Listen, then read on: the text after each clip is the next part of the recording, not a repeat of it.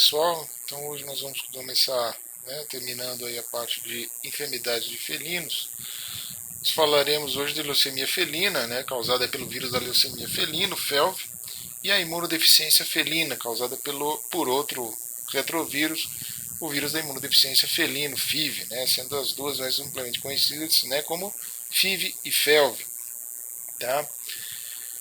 Bom, com relação à leucemia felina, qual nós vamos começar hoje a aula, você tem, geralmente, nós falamos também com relação à panleucopenia felina, obviamente é uma doença, uma enfermidade mais importante com relação a felídeos domésticos, mas também pode afetar felídeos selvagens. Então tem uma distribuição mundial relativamente baixa, mas isso não faz com que a doença não seja importante, já que é uma doença com prognóstico bastante desfavorável e que tem uma prevalência até considerada alta, a questão da soroprevalência, especialmente em gatis. Então a gente pode observar que, novamente falando, igual que falamos da panleucopenia felina, a aglomeração de animais em gatis é um dos grandes fatores de risco com relação à soroprevalência da leucemia felina. Então no Brasil, pelos dados epidemiológicos que nós temos, foi feito inquérito soroepidemiológico no estado do Ceará, Minas Gerais e São Paulo, apresentando aí uma taxa variável aí de prevalência em torno de 5%, em São Paulo até 83%, que foi feito no estado do Ceará. Inclusive no Mato Grosso, também por diagnóstico sorológico, foi identificado anticorpos presentes em felinos selvagens que foram aprisionados, que foram mantidos em cativeiro no estado do Mato Grosso, mais especificamente em Cáceres. Tá? Bom, com relação ainda a dados da epidemiologia, a transmissão é por contato direto ou indireto por meio de fômites. Então a gente pode listar aí um grande problema com relação à transmissão da leucemia felina está relacionado ao comportamento animal. Então, por exemplo, a saliva é uma forma de transmissão eficaz do vírus a outros animais, especialmente relacionados aos machos. Por quê? Devido ao comportamento dos machos ao se acasalar, a própria questão de se manter como líder em alguns casos, de algumas situações. Então faz com que você tenha toda essa competitividade, a questão do macho dominante. Então a forma da inoculação da saliva em mordidas e em brigas. Isso faz com que a taxa de prevalência, a forma de prevalência nos machos castrados seja bem menor, por justamente alterar esse comportamento desses animais. Então a forma de transmissão acaba sendo menor, obviamente a questão da prevalência acaba sendo diminuída também. Tá bom? A excreção do vírus ela se dá na saliva, igual eu falei para vocês, em torno aí de 1 milhão de vírions, partículas virais infectantes por ml de saliva. Isso é uma forma de excreção, de disseminação viral muito importante e eficaz, o que dá aí uma alta soroprevalência, pelo menos o contato com relação aos animais infectados. A transmissão vertical já foi descrita, isso é uma infecção transplacentária, porém é muito raro de acontecer. Foram verificados alguns relatos de casos, inclusive aqui no Brasil, mas também é um pouco raro de acontecer. Já foi demonstrado, a gente coloca aí também entre aspas, a questão da infecção latente, já que alguns animais vêm apresentar mais à frente, porém novos filhotes, os filhotes nasceram já infectados, porém podem representar a infecção um pouco mais adiante no seu desenvolvimento, mas isso é algo muito raro, descrito apenas num relato de caso nos Estados Unidos. Tá? Com relação à etiologia, o vírus causado pelo vírus da leucemia felina, conforme eu falei para vocês, é um vírus da família Retroviridae, da subfamília Orthoretroviris, e vem uma grande diferença com relação aí à patogenia, que isso vai ter uma interferência muito grande com relação à patogenia da leucemia felina, por justamente ser causado por um retrovírus, mas do gênero gama retrovírus, o que tem aí a possibilidade de haver uma cura, ou até a eliminação do vírus do animal, que já não ocorre quando a gente fala de outros retrovírus, especialmente do gênero lentivírus. Então esse vírus ele é causado, esse vírus ele é da família gama retrovírus, que faz uma diferença significativa com relação à patogenia da doença. É um vírus, então sempre lembrando aí com dados conceitos da microbiologia veterinária, são vírus envelopados, apresenta capsídeo helicoidal, são 80 a 120 nanômetros de diâmetro, e tem como material genético, né, uma molécula de RNA fita simples.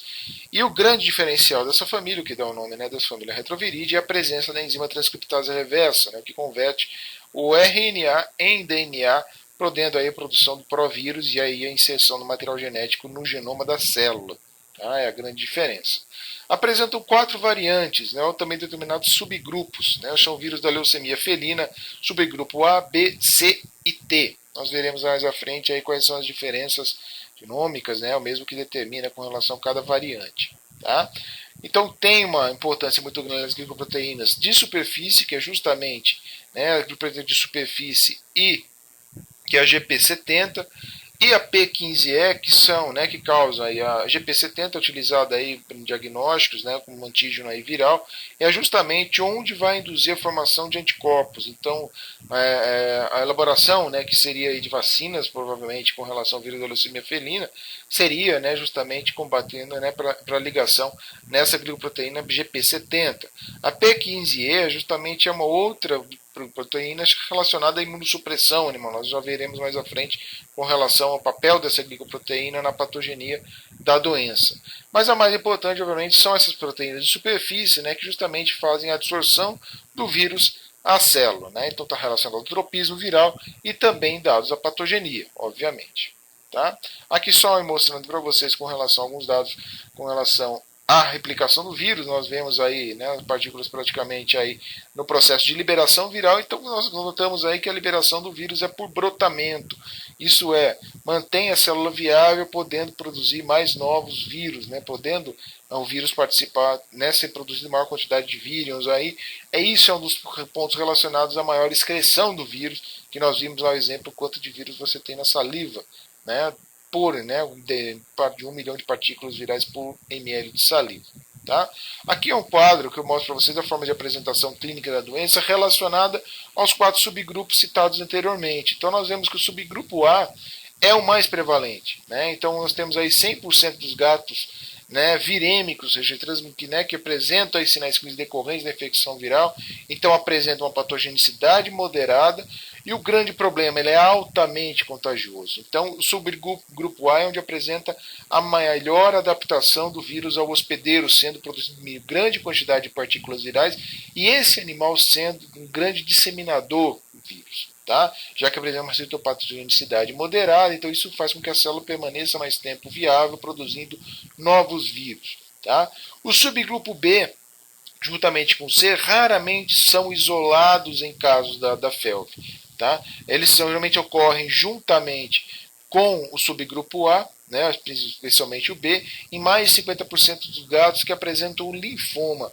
Né, essa alteração aí relacionado. E o B dificilmente ele é contagioso, digamos assim, dificilmente ele é transmitido para um outro animal isoladamente. Então, para estar relacionado o subgrupo B do vírus da leucemia felina, geralmente é decorrente da infecção pelo subgrupo A. Tá? Já o subgrupo C é uma forma mais rara ainda, é um subgrupo mais raro ainda, perdão, né, e surgiu justamente por mutação das estirpes aí do subgrupo A do vírus da leucemia felina. Então, determina a anemia não regenerativa, mielose eritrêmica, né, não é replicante, não é contagioso. Então, vem aí de uma certa mutação, né, de uma alteração genética aí da estirpe do subgrupo A, que produz o subgrupo C, e isso já foi relacionado, já foi relatado em alguns casos. Tá? A grande diferença entre os subgrupos, digamos que nós temos 2 grandes e importantes subgrupos, que é justamente o subgrupo A, que é o mais prevalente, e aí vem o subgrupo T do vírus da leucemia felina, que é justamente o subgrupo mais patogênico, e leva esse nome justamente para apresentar tropismo por linfócitos T. Né? Então tem uma afinidade por 2 proteínas celulares desses hospedeiros, e também está envolvido nos quadros de leucemia felina juntamente com o subgrupo A. Né? Então é a mais patogênica, determinando uma linfopenia muito severa, relacionado aí também à neutropenia, febre, diarreia, ou seja, sinais realmente aí específicos e não específicos da doença, né, o que acaba dificultando o diagnóstico. Tá? Então, resumindo esse quadro aí da questão do subgrupo com relação às formas de apresentação clínica, né, os sinais clínicos associados, o subgrupo subgrupo A é o mais importante, obviamente, né? 100% dos gatos virêmicos apresentam quadros aí de neoplasia, hematopoético, né? E também já foi demonstrado hemólise, mas em caráter experimental. E tem aí a B e C intercorrentes, né? A alterações ou participações conjuntas aí do subgrupo A. O subgrupo A, então, esse é um principal subgrupo da leucemia felina. E vem em segundo o subgrupo T, que é justamente o mais patogênico, mais raro relacionado ao grupo A, mas também já foi envolvido conjuntamente ao grupo A. Esse sim, ele pode ser transmitido, ele é replicante e é contagioso. Tá? Bom, aqui nós temos um quadro, né, extraído do Green, né, do Infectious Disease of Dogs and Cats, americano, que ainda não tem versão traduzida para o português. Então nós vemos aí que a infecção, né, do FeLV, você tem a entrada, né, uma exposição oral ou nasal. Por quê? Porque justamente pela saliva, então o contato por fome, a transmissão por fomites, então potes de comida, potes de água, né, então sempre observados em grandes aglomerações de animais, né, em gatis, faz com que esse animal, com que o vírus entre pela via oral ou nasal, né, se replique no tecido linfóide, né, da orofaringe, e aí você tem dois grandes divisores de área, que é justamente a questão do status imunológico do animal. Se esse animal apresenta uma resposta efetiva, né, que nós estamos vendo aqui, desse lado esquerdo do quadro, você já tem a possibilidade do animal ser um animal classificado como um animal regressor, onde o animal, por meio do seu próprio sistema imune, sempre esclarecendo que é um animal não vacinado, mas ele apresenta um sistema imune efetivo, faz com que esse próprio sistema imune acaba debelando a infecção viral, eliminando o vírus e tornando esse animal negativo, ou seja, eliminando completamente um vírus da leucemia felina. Né? Então aí é um dos poucos casos que a gente vê em doenças causadas por retrovírus, onde você tem total eliminação do vírus do organismo do animal. Então o animal ele fica novamente saudável, ou seja, totalmente livre, né, de vírus em seu organismo. Tá bem? Por outro lado, nós já temos aí que é o quadro significativo com relação ao vírus da leucemia felina, onde justamente seria o contrário, né? Seria o oposto do animal justamente que tem aí o sistema imune efetivo, que já seria o animal imunodeficiente. Né? Então nós já temos aí uma resposta imunológica deficiente, onde justamente após a replicação inicial, né, o ciclo de replicação primária na orofaringe, no tecido linfóide da orofaringe, você tem a viremia, que é justamente a disseminação, né, do vírus em todo o organismo do animal, fazendo com que atinja células da medula óssea e células linfóides, né, na replicação tanto na medula como também em células linfóides, ou seja, órgãos linfóides primários e secundários. Então, justamente nos linfócitos que você tem aí a célula permissiva ao vírus, que vai determinar uma replicação bastante intensa. Tá? Frente a isso, nós temos aí duas situações. Ou você tem o estímulo maior,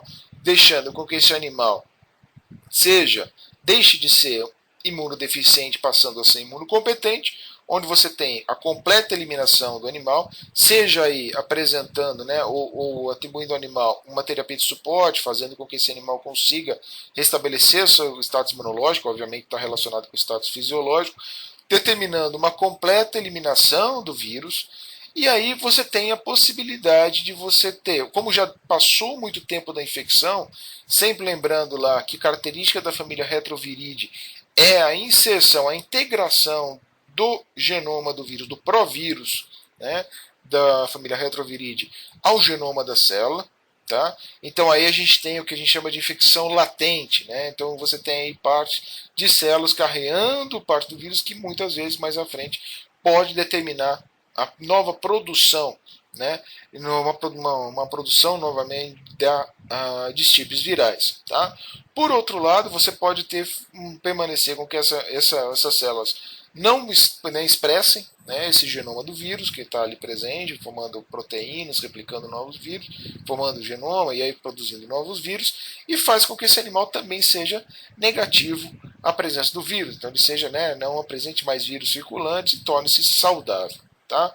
Geralmente esses casos são mais raros. O que geralmente acontece é a continuação da viremia. Então nós temos, observando esse lado ainda direito aqui do quadro, onde justamente essa replicação na medula e tecidos linfóides, né, outros tecidos linfóides secundários, determina aí a linfadenopatia, né, ou hiperplasia linfocítica.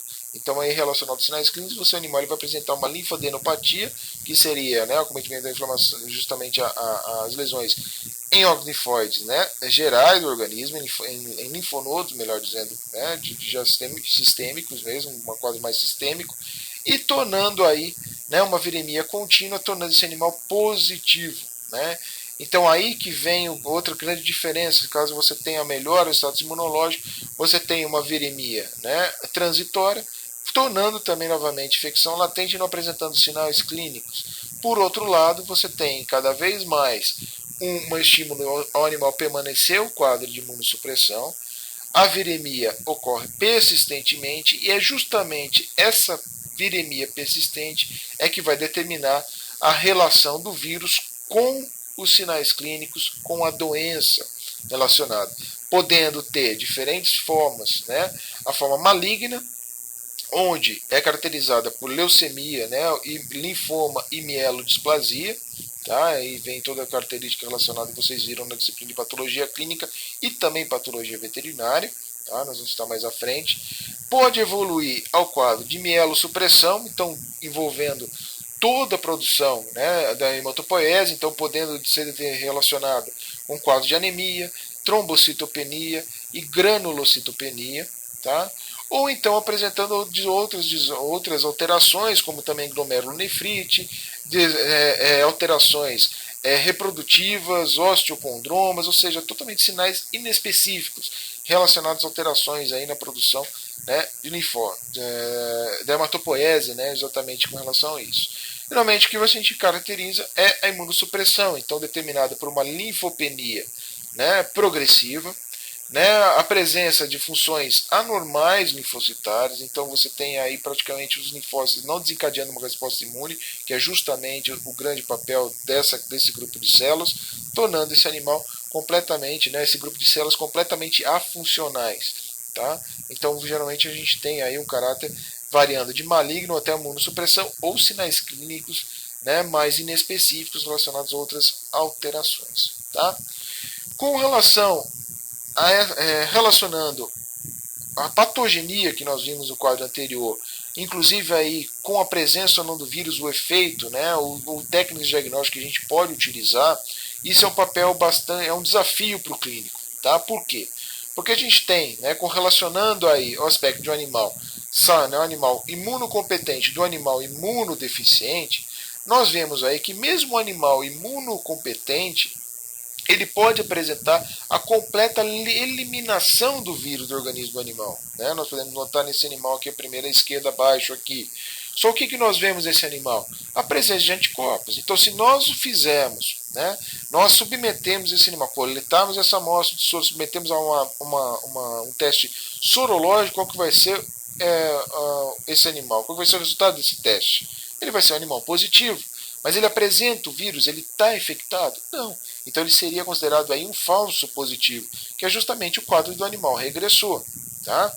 Então, por outro lado, né, e você tem aí no caso você tenha, né, por outro lado, um animal já infectado, decorrência de sua imunodeficiência, você vai encontrar tanto partícula viral, como também, obviamente, a resposta do organismo frente àquela partícula que é a produção de anticorpo. Tá? Então o animal ele vai ser detectado tanto por métodos diretos, o qual identificam, né, tanto partícula viral como material genético, e métodos indiretos como a sorologia.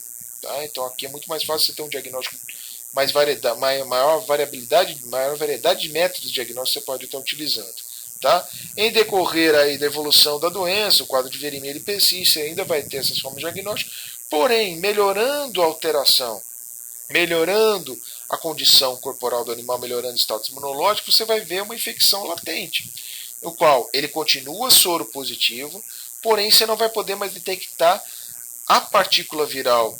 Né? Então, por exemplo, utilizando uma técnica de imunofluorescência direta, um ELISA direto, geralmente você não, né, um ELISA competitivo, você não tem como detectar, ele vai ser um resultado o quê? Falso negativo. Tá? Mas ele vai estar apresentando material genético que está inserido nas células. Então, por meio do método de uma PCR, por exemplo, você pode detectar esse animal. Né? Então, se ele tem um material genético, porém não tem produção viral, ele está curado frente aos sinais clínicos, a doença. Porém, ele pode, em decorrência de uma nova imunossupressão, alteração de status fisiológico, voltar a produzir vírus, já que ele tem o provírus incorporado às células linfocitárias. Tá? Então ele pode voltar aí a ser ou um animal imunossupressor, evoluindo aí, né, pelo caráter aí sempre infectado da doença, ou mesmo regredir novamente, né, mas permanecendo, né, com a presença do vírus. Tá certo? Então vê aí, bastante importante essa relação da patogenia da doença frente à presença ou não do vírus, a questão de produção de anticorpos e os estados aí imunodeficiente e imunocompetente. Tá? Bom, sinais clínicos da FeLV, em decorrência do que nós vimos na patogenia, né? Então você tem, decorrente da própria imunossupressão que o vírus causa, pode determinar aí sinais clínicos em decorrência de infecções secundárias, infecções oportunistas, como estomatite, a própria gengivite, né? Lesões de pele, abscessos subcutâneos, doenças respiratórias, crônicas. Então, são todos sinais inespecíficos, né? Então, decorrentes de infecções secundárias. Obviamente que essa imunossupressão aumenta a chance de risco por outros agentes, né? Então, especialmente o vírus próprio, o complexo da peritonite infecciosa felina, causada pelo coronavírus, né? E própria questão do toxoplasma gondii, né? Da toxoplasmose. Tá? Sinais clínicos relacionados mais à doença são os próprios linfossarcomas, né? O quadro de leucemia e a própria anemia. Né? Então é muito importante a gente relacionar a característica patogênica, então sempre lembrando que isso está em relação também ao sorogrupo do vírus da leucemia felina, com a característica se esse hospedeiro é imunocompetente ou imunodeficiente. Então todos esses sinais clínicos aqui, a própria evolução da doença, tem essa relação aqui embaixo da característica do vírus com adaptação ou característica do hospedeiro, ela é muito importante para saber como que vai ser o desenvolvimento dessa doença e até explicar o curso dessa doença também. Tá? Então é sempre importante relacionar esses conceitos do vírus, né, decorrência subgrupo, forma patogenia, e especialmente se o animal é imunocompetente ou imunodeficiente. Tá? Essa relação ela pode ser relacionada, né, por exemplo, relação abortiva, no qual o animal vai apresentar o DNA proviral, porém não é detectado o antígeno viral, ou seja, não é produzido novas partículas virais. Então o diagnóstico ele passa a ser um falso, né, ele passa a ser um animal negativo, melhor dizendo, tá? Porque teve uma replicação abortiva, ou seja, não foram produzidas novas partículas virais. Você tem também a questão de ser uma infecção regressiva, no qual o antígeno viral ele não é detectado porque não há produção viral, porém há uma carga proviral transitória ou baixa ainda nas células. Tá? Então você tem o provírus, DNA, ali sintetizado pelo RT, né, do retrovírus, que acaba sendo incorporado no genoma da célula. Tá? Tem infecção latente, no qual você tem a presença do antígeno viral que é transitório, enquanto está produzindo partículas virais, enquanto está sendo expresso o provírus, e você tem a carga proviral moderada, ou seja, quanto mais tempo da infecção, mais células vão apresentar o provírus no seu genoma. Então isso faz com que o animal apresente uma relação mais latente ou até progressiva da doença, que é esse último quadro aqui. Então você tem sempre a produção do vírus, onde o antígeno viral ele apresenta em grande quantidade, ele é persistente, e a carga proviral já está em níveis elevados, né, dando presente uma grande quantidade de células e também de caráter persistente. Tá? Então essa relação do FeLV ao hospedeiro é muito importante. Tá? Aqui questão só um quadro das desordens hematológicas com relação ao resultado da infecção pelo FeLV. Então, vou só colocar alguns pontos principais aqui, em decorrência dessas anormalidades determinadas aí pela infecção do vírus aos órgãos linfóides, especialmente medula óssea. Né? Então, você vê aí que vai afetar toda a eritropoiese ou hematopoiese em geral. Tá? Então, causando uma anemia regenerativa ou anemia não regenerativa. Então, está tudo relacionado à questão da replicação viral, destruição ou não de células precursoras, melóides que pode ou não regenerar, né? Não pode ou não ter caráter regenerativo essa anemia. Você tem anormalidades aí, leucocitárias, questão de plaquetas, então, obviamente, tudo está relacionado a isso. Tá? Com relação, né, então ainda tem essa questão da soroconversão, que é justamente a formação de anticorpos neutralizantes, né, então a gente tem a característica do vírus da leucemia felina, como eu falei, ele já vai ser um gama retrovírus, então você pode ter sim a recuperação dos animais infectados por meio da presença aí de anticorpos neutralizantes, né? Então sempre, mesmo sendo uma doença transitória, né, você pode ter detecção de anticorpos posteriormente à erradicação do vírus, tá? E então a gente falou muito de anticorpos, mas e com relação à resposta imunicelular? Né? A indução de uma resposta imunicelular, característica eficiente, inclusive de eliminar linfócitos que apresentam o vírus, que estejam sendo infectados? Né? Provavelmente não. Tá? Então, o papel da resposta imunicelular é muito baixo em decorrência da imunossupressão que o vírus causa. Então, você tem muito mais essa soroconversão por ser, né, anticorpos tanto mais específicos, né, como IgG, como também até inespecíficos, que é utilizado aí, conduzidos no início da infecção, a IgM. Tá? Em relação a isso. Aqui só algumas coisas relacionadas a sinais clínicos. Então, você vê em radiografia, né, essa questão, né, de uma radiopacidade aí em decorrência de áreas que obviamente aqui a gente vê na caixa torácica, é para você ter praticamente, né, mais né, uma característica mais inducente, que é justamente a presença de ar, né, no pulmão, e hoje nós vemos aqui uma infecção determinada, obviamente, mesmo uma outra infecção respiratória, né, decorrência secundária, decorrência da imunossupressão. Né. Nós vemos alterações leucocitárias aqui apresentando, né, então aumento, você tem alterações na morfologia leucocitária, né, a formação aí totalmente de alterações medulares aí, então a gente já vê alterações aí no caso de leucemia, tá? Então isso interfere muito, tá? Como que se dá o diagnóstico da leucemia felina? O diagnóstico se baseia, né, por sinais clínicos, um diagnóstico clínico que serve realmente para orientar, né, então, mas por apresentarem sinais inespecíficos, mesmo em decorrência de neoplasias aí, né, com relação à questão da imunossupressão, pode determinar infecções secundárias que acabam, né, dificultando ainda mais o diagnóstico, então é necessário análise, né, por meio de técnicas sorológicas, técnicas indiretas, né, ou mesmo técnicas diretas, como detecção do antígeno, como também auxiliar o diagnóstico laboratorial, e também entra aí na lista de possíveis diagnósticos diferenciais, como a própria leucemia felina, né, que está aí, toxoplasmose e outras neoplasias. Então, o diagnóstico clínico é muito difícil. Então, geralmente passa a ser por testes rápidos ou mesmo interferência aí, né, a necessidade de diagnóstico laboratorial, que justamente é a forma definitiva de diagnóstico da doença. Tá?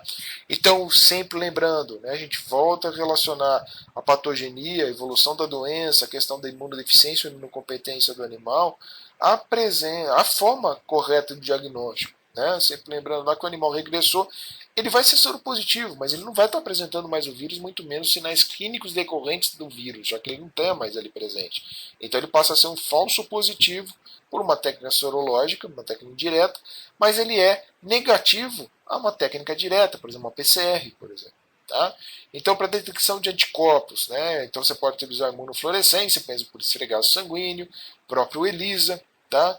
Mas o que nós vemos mais na rotina, né, da clínica é os testes comerciais, os kits comerciais, né, especialmente aí os SNAP tests. Tá? Então nós temos aí, tanto para FIB e FeL, você já tem um SNAP test específico aí. Então você consegue identificar, só pingar a parte do soro, você tem aí o diagnóstico sorológico, como também você pode identificar, né, o teste direto aí também por kits comerciais, apresentando o antígeno do vírus, né, detectado aí nos imunoensaios também. Pode ser utilizada a RT-PCR para identificação da partícula viral, extração, no qual se identifica o RNA do vírus, ou mesmo a PCR, né, onde você vai estar identificando o provírus aí no caso. A saliva é um material muito rico, então é muito importante, né, a gente identificar, colher a saliva ou fazer, né, um swab ali para colher essa saliva do animal, e a partir daí faz a extração e faz a RT-PCR, né, a transcriptase reversa seguida da PCR. Aí, tá? Controle e profilaxia. O que nós podemos falar de controle e profilaxia? Lembra que eu falei para vocês que a grande aglomeração dos animais, né, em gatis é um dos maiores fatores de risco relacionado à transmissão da doença, bem como também a questão da maior prevalência da doença nesses animais.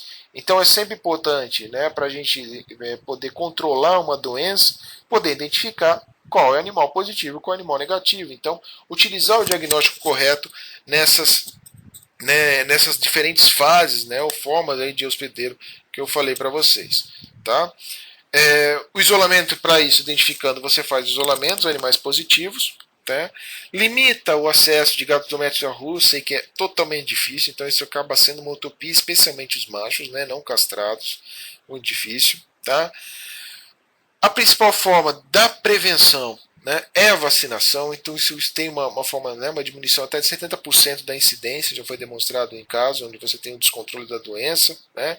Então é uma vacina, perdão, feita, né, de vírus inativado ou mesmo de vacinas recombinantes, é disponível comercialmente, né, então justamente foi a vacina para o FeLV, a primeira vacina para, né, de retrovírus em mamíferos, então isso um salto muito importante. Tá? Mas por que se tem vacina para o vírus da FeLV, que é um retrovírus, e não para o FIV, que, que também é um retrovírus? Justamente por característica da patogenia e por apresentar proteínas não ter um alto grau de mutação com relação comparado aos lentivírus. A gente está falando de um gama retrovírus, então você tem aí uma variedade cuja patogenia também é totalmente diferente da patogenia causada pelo vírus da imunodeficiência felina. Tá?